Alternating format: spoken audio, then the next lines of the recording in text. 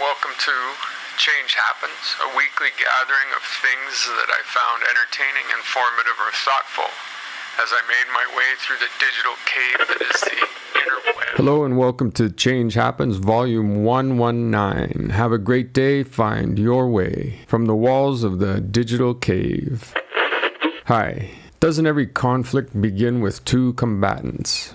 For fire to take flight, there are things that need assembling: oxygen, fuel, and heat.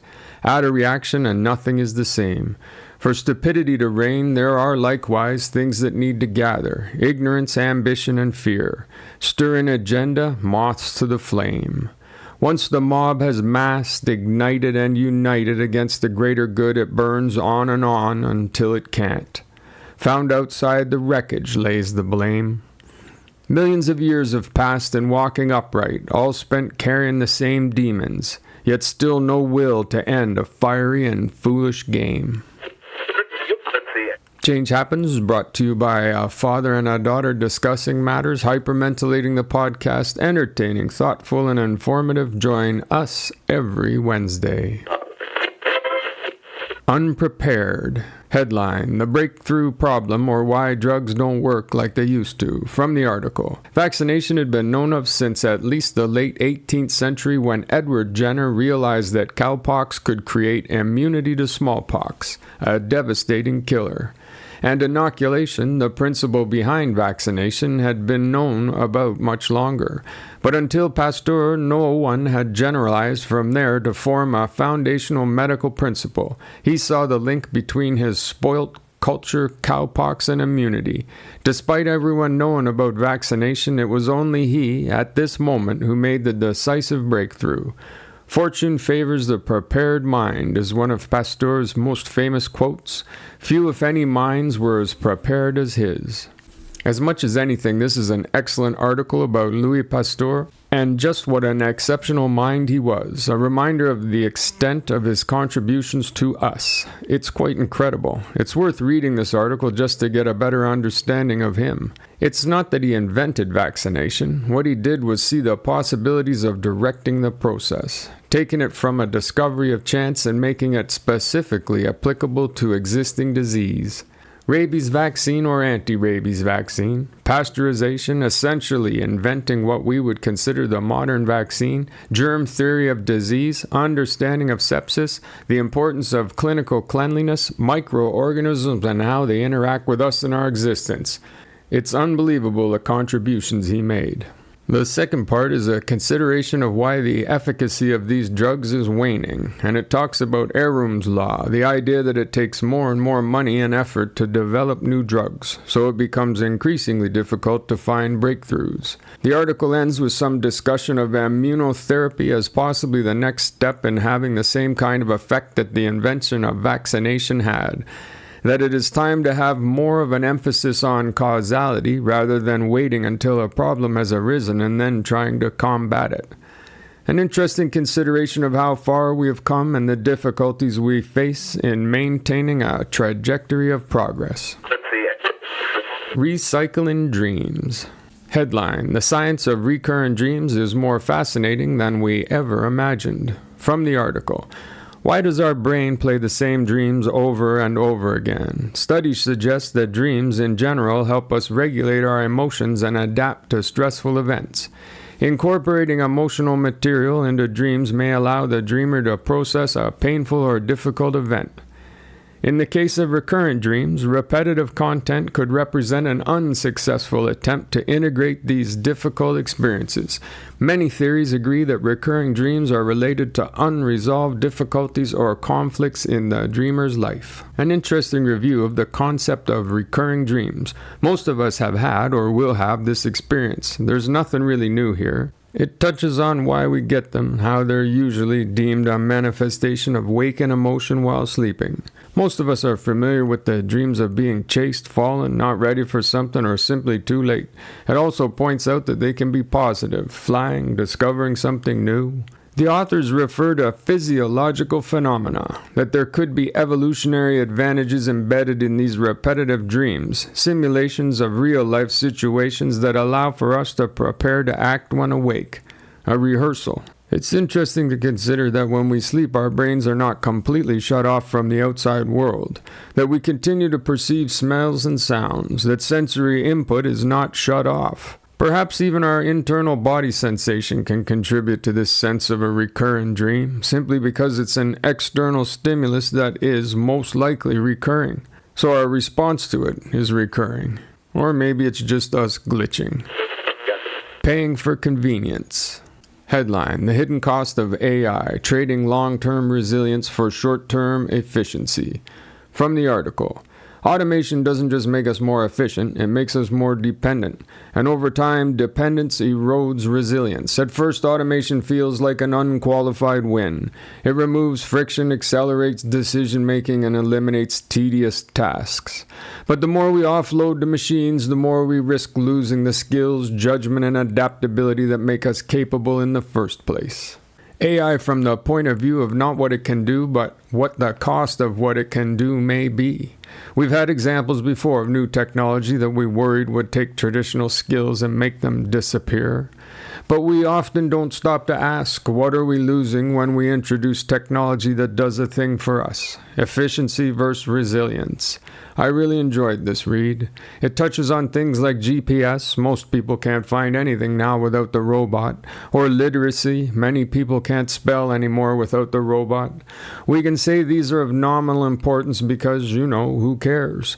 You don't need to be able to know how to get somewhere because you have the robot. You don't need to be able to know how to spell because the robot can spell for you. And that's exactly the problem. We're losing the ability to build resilience. We're losing our ability to adapt.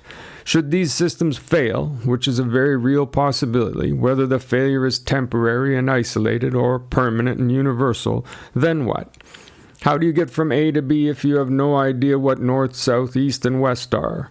How do you convey information to somebody if you need the robot to write for you, which is where we seem to be heading collectively?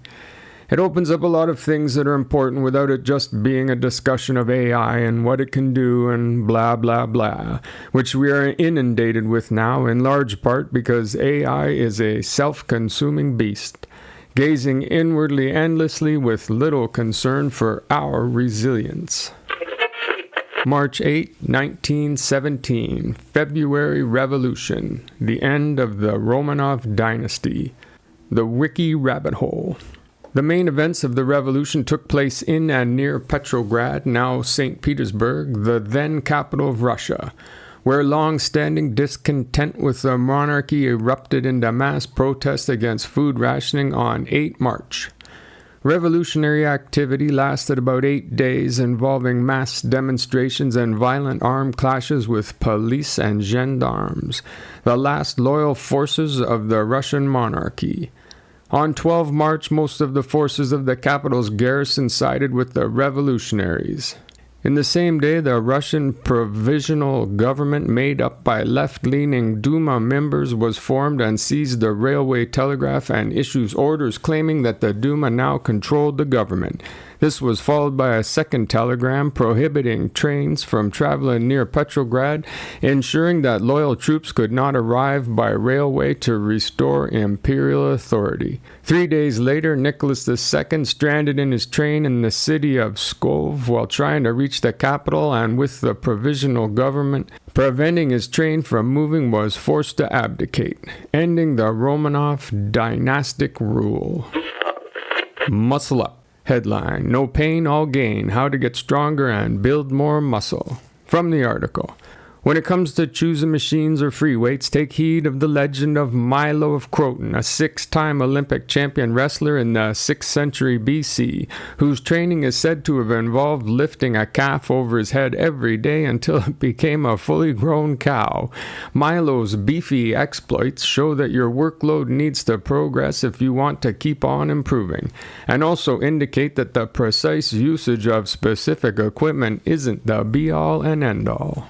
A nice reminder from the always reliable Guardian about the role that weightlifting can play in a healthy lifestyle. It's a very simple, concise, and encouraging read for anyone interested in the advantages of strength training and how it could be easily and simply incorporated into any fitness routine. Whether you need an introduction or a reminder, it's a very good place to start. Not overwhelming or pumping iron zealotry, just research-based study of the benefits of working your muscles. It doesn't matter how old you are, you can greatly increase your quality of life by making yourself stronger. Word temples. Headline: Unusual libraries from around the world. From the article: in the words of Stephen King, books are a uniquely portable magic. They have to be stored somewhere, and the buildings created to house them can be equally as magical. There are 2.7 million libraries scattered across the globe, and while there are many beautiful ones, there are also a number of more unique ones. Here are 10 of the most unusual libraries, ranging from creative architectural wonders to libraries that aren't housed within buildings at all. A fun article, well worth investigating for anybody who loves books, who's still enamored with the idea of a library, a place of the worship of reading and the written word, where you can walk in and explore and maybe find something you didn't expect to find. Everybody out there who shares my love for books will understand how important a library is, the church of the reader. And regardless of your feelings for Stephen King, having a quote from him at the beginning of this article is apropos. You know that guy loves books. Nice kitty. Headline: Tiger Facts. From the article: Tigers are the biggest of the big cats. Adult male tigers weigh 100 to 260 kilograms, while females weigh 75 to 180 kilograms. They also range from 1.5 meters, around 5 feet, to over 4 meters, 13 feet from nose to tail tip, making them almost 4 times as large as the next biggest cat in their habitat, the leopard. Of all the tiger subspecies, the Amur tiger is the largest. Tigers are apex predators, meaning they are at the top of their food chain. All tigers have bodies that are specialized for hunting large prey, with their thick necks, long muscular forearms, powerful jaws, large teeth and claws, and keen senses. Like domestic cats, their claws, which measure up to 10 centimeters or 4 inches long, are retractable to keep them sharp and ready for hunting. Today's venture into the animal kingdom is a consideration of tigers because they're amazing. They're just magnificent creatures. I thought that I'd include this because everybody knows of or has had some experience with cats. It never ceases to be a source of fascination for me that everything you see a house cat do, these humongous beasts do the same, only on a much more frightening level. Imagine your house cat with its retractable claws, its stealth, and its casual ruthlessness. Then grow that to 260 kilos. Yeah, with 4-inch claws. So there you go. Enjoy.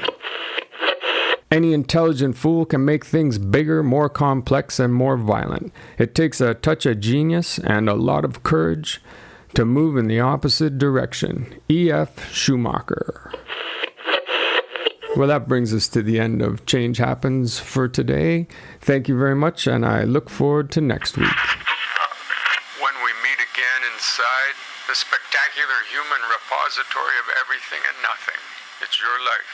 You understand.